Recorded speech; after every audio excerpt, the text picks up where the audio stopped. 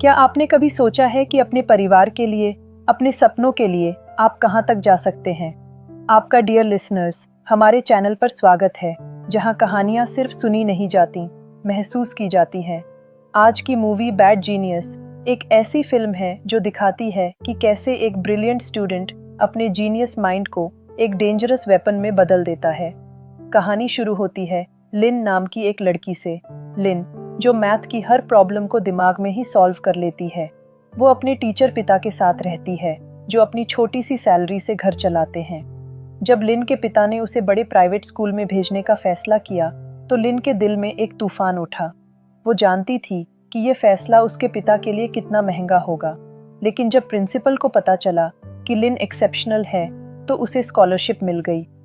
School में लिन की friendship हुई ग्रेस से, एक अमीर लड़की जिसे पढ़ाई में कोई दिलचस्पी नहीं थी। दोनों के बीच अजीब सी दोस्ती थी, एक जीनियस, दूसरी केयरफ्री।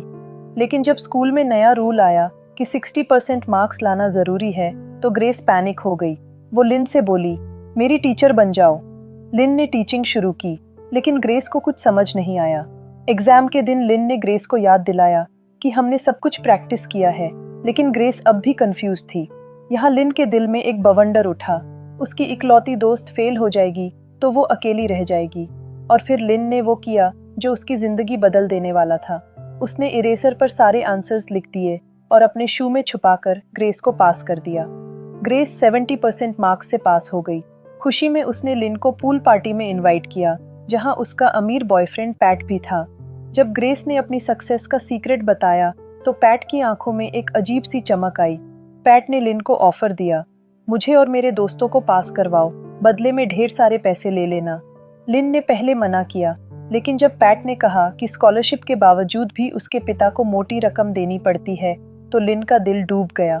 घर आकर जब उसने पिता के पेपर्स देखे, तो रियलिटी सामने आई।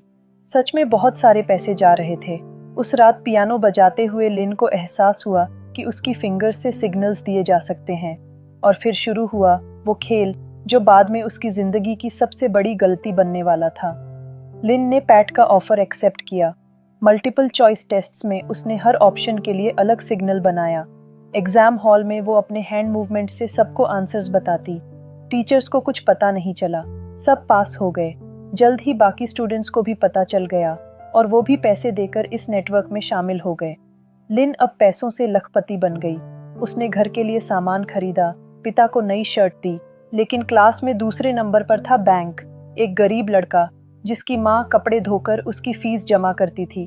बैंक को चीटिंग के बारे में कुछ नहीं पता था, वो अपनी ऑनेस्टी और टैलेंट से पढ़ता था। जब लिन और बैंक ने टीन जीनियस कंपटीशन जीता, तो प्रिंसिपल ने बताया कि फॉरेन स्कॉलरशिप के लिए उन दोनों में से सिर्फ एक को चूज किया जाएगा। अब वो राइवल्स थे। बैंक की माँ की वॉशिंग मशीन खराब हो गई थी और वो हाथ से कपड़े धो रही थी। बैंक ने अपनी माँ की तकलीफ देखी तो उसका दिल भर आया। एक दिन बैंक की क्लास का टोंग उसके पास आया और उसे कहने लगा, मुझे एग्जाम में चीटिंग करवाओ, मैं तुम्हें पैसे दूंगा। बैंक ने मना कर दिया, वो चीटिंग से पैसे नहीं कमाना चाहता था। अगले एग्जाम में लिन अपने हैंड सिग्नल्स से सबको आंसर्स बता रही थी। टोंग को सिग्नल्स याद नहीं थे, इसलिए वो लिन के पेपर में झांकने लगा। बैंक ने उसे देख लिया और गिरने का नाटक करके लिन को वार्न किया। उसने टीचर को भी बताया। टीचर ने कहा कि पेपर 2 सेट्स का है, इसलिए चीटिंग इम्पॉसिबल है। लिन और उसके दोस्त घबरा गए। उन्होंने अपने सेट नंबर्स बताए। लिन ने पहले सेट ए के आंसर्स बताए। फिर जब सेट ए वाले बच्चे पेपर सबमिट करने गए, तो उसने टोंग का सेट बी पेपर लिया और बाकी सेट बी वालों को सिग्नल्स दिए। टेस्ट के बाद सब खुश थे, लेकिन प्रिंसिपल ने लिन और टोंग को ऑफिस में बुलाया। बैंक ने टोंग की चीटिंग रिपोर्ट की थी। पेपर्स चेक करने पर लिन की जगह टोंग का पेपर मिला। लिन के पिता को स्कूल बुलाया गया। प्रिंसिपल ने कहा, लिन इंटेलिजेंट है, इसलिए उसे एक्सपेल नहीं किया जाएगा, लेकिन उसकी स्कॉलरशिप कैंसिल कर दी जाएगी। लिन भड़क गई और कहने लगी, स्कॉलरशिप के बाद भी तुम मेरे पिता से इतने पैसे लेते हो, शर्म नहीं आती? प्रिंसिपल और भी गुस्सा हो गई और उसने लिन को फॉरेन स्कॉलरशिप टेस्ट देने से बैन कर दिया। अब ये स्कॉलरशिप सीधे बैंक के पास चली गई। बैंक को अच्छा नहीं लग रहा था, क्योंकि उसने ये फेयर तरीके से नहीं पाई थी। घर आकर लिन के पिता ने उसे बहुत डांटा और उसकी दी हुई शर्ट उतार कर रख दी। ग्रेस और पैट के पेरेंट्स चाहते थे कि वो बॉस्टन यूनिवर्सिटी जाएं, ग्रेस ने फिर लिन से हेल्प मांगी। लिन ने मना किया, लेकिन ग्रेस ने फ्रेंडशिप की कसम दी और ढेर सारे पैसे देने का प्रॉमिस किया। लिन मान गई, लेकिन टेस्ट के रूल्स पढ़कर समझ गई कि यहाँ तो चीटिंग पॉसिबल ही नहीं है। फिर उसकी नज़र वॉल पर लगी क्लॉक्स पर पड़ी, जो डिफरेंट कंट्रीज का टाइम दिखाती थीं। उसे ब्रिलियंट आइडिया आया। लिन ने प्लान बनाया। वो ऑस्ट्रेलिया में 4 घंटे पहले एग्जाम देगी और वहाँ से सारे आंसर्स थाईलैंड वाले बच्चों को भेजेगी। पर इस प्लान में लिन को सारे आंसर्स याद करके भेजने होंगे। ग्रेस और पैट को और स्टूडेंट्स ढूंढने होंगे ताकि वो उन पैसों से ऑस्ट्रेलिया जा सके। लेकिन अकेले लिन पूरा एग्जाम याद नहीं कर सकती थी। वो सिर्फ एक इंसान को जानती थी जो बाकी पार्ट याद कर सके। वो था बैंक। लेकिन बैंक तो कभी चीटिंग के लिए अग्री नहीं करेगा। पिछली रात बैंक डिलीवरी कर रहा था कि 2 गुंडों ने उसे घेर लिया। बिना वजह उन्होंने बैंक को पीटा और गार्बेज पाइल में फेंक दिया। अगली सुबह जब उसकी आंख खुली तो उसका एग्जाम मिस हो गया था। लिन ने बैंक को पैसे के बदले ग्रुप में ज्वाइन करने का ऑफर दिया। बैंक ने पहले मना किया, लेकिन लिन ने कहा, यह सिस्टम सिर्फ गरीब बच्चों के साथ इनजस्टिस करता है, हमें भी वैसा ही करना चाहिए। आखिरकार बैंक मान गया। प्लान था कि वो ऑस्ट्रेलिया में एग्जाम देंगे और फोन्स टॉयलेट में छुपा देंगे। ब्रेक के दौरान वो टॉयलेट जाकर आंसर्स ग्रेस और पैट को भेजेंगे। ग्रेस और पैट उन आंसर्स को बारकोड के थ्रू प्रिंट करके पेंसिल्स पर स्टिक करेंगे। बहुत सारे स्टूडेंट्स ने चीटिंग के लिए उन्हें पैसे दिए। वो सब मिलियनेयर बन गए। लिन ने फेक डॉक्यूमेंट्स बनाकर पिता को कहा कि उसे टीन जीनियस कंपटीशन के लिए ऑस्ट्रेलिया जाना है। एग्जाम से एक दिन पहले सबने अपने आंसर्स तैयार किए कि अगर वो पकड़े गए तो क्या कहेंगे। जब पैट की बारी आई तो वो बोला, मैं कह दूंगा कि मैं किसी बैंक को नहीं जानता। बैंक तो लूजर है जो गार्बेज में पड़ा रहता है। बैंक ने गुस्से में पैट पर अटैक किया। तब रिवील हुआ कि पैट ने ही उन गुंडों को भेजा था ताकि बैंक स्कॉलरशिप टेस्ट न दे सके और उनके चीटिंग ग्रुप में ज्वाइन हो जाए। बैंक ने तुरंत ग्रुप छोड़ दिया। लिन भी पैट पर बहुत गुस्सा हुई और उसने भी ग्रुप छोड़ दिया। लेकिन बैंक वापस आ गया क्योंकि अब तो उसने अपना चांस गवा दिया था और कम से कम इस काम से पैसे तो मिल रहे थे। कुछ घंटों बाद वो दोनों सिडनी के लिए निकल गए। एग्जाम के दिन प्लान के अकॉर्डिंग उन्होंने फोन्स टॉयलेट में छुपा दिए। पहले उन्होंने पेपर सॉल्व करके आंसर्स याद किए, फिर ब्रेक में दौड़कर टॉयलेट गए और फोन पर आंसर्स लिखने लगे। भेजने से पहले बैंक ने पैट से उसे पीटने के बदले एक्स्ट्रा मनी की डिमांड की। पैट को गुस्सा आया, लेकिन वो फंस चुका था।